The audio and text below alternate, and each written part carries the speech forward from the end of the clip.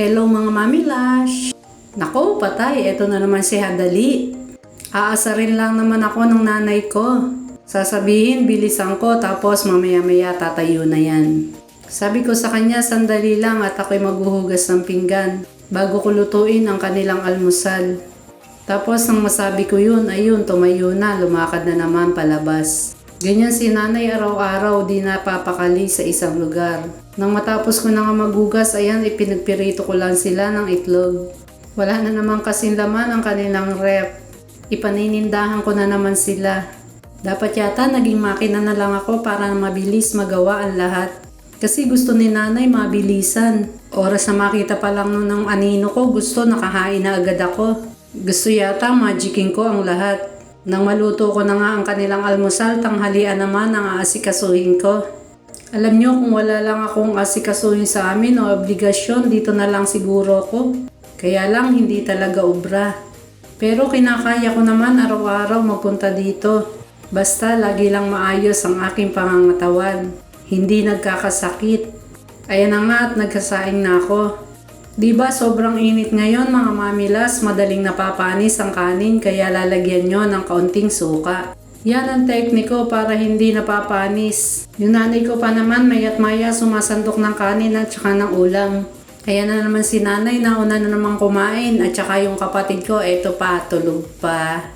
Kaya nauubusan ng pagkain ng nanay ko. Ang hirap pa naman pagsabihan ng nanay kapag sinabi ko kainin yun, naku kinakain pa rin.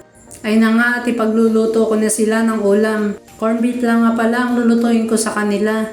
Kasi nga wala nang laman ang rep nila. Nadaan ako sa palengke, yun lang ang binili ko kasi yun na lang ang kasya sa budget nila. Medyo malayo pa ang sweldo ng nanay kaya eto, patay na naman si Mami Lash. Siya na naman ang sasagot ng mga pagkain nila nanay.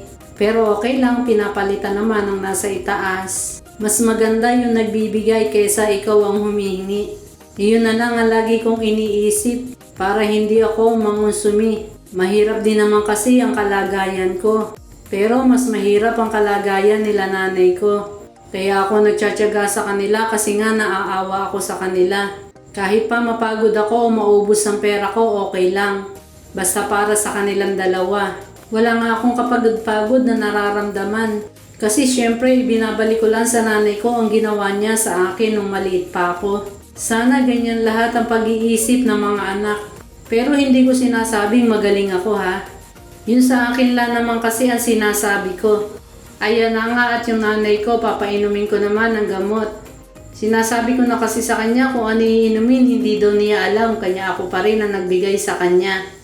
Sobra na nga makakalimutin yung nanay ko habang tumatagal. Kaya hindi kami sa kanya nagbibigay ng mga importanteng bagay, baka kung saan lang malagay, maghanap pa kami.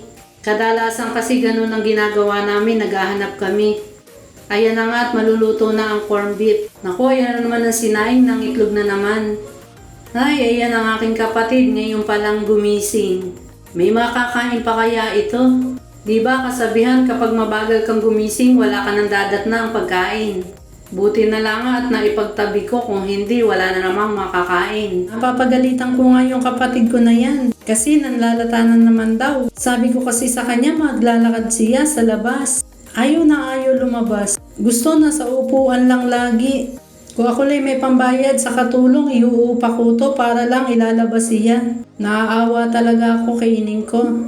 Ayan at iaayos ko na ang lahat ng kailangan nila para sa pagkain nila sa maghapon. Okay lang naman na iniiwanan ko sila kasi kapag may problema, nagchat-chat naman ang kapatid ko. Ayan nga at nagpalagay na naman siya ng tubig na may yelo.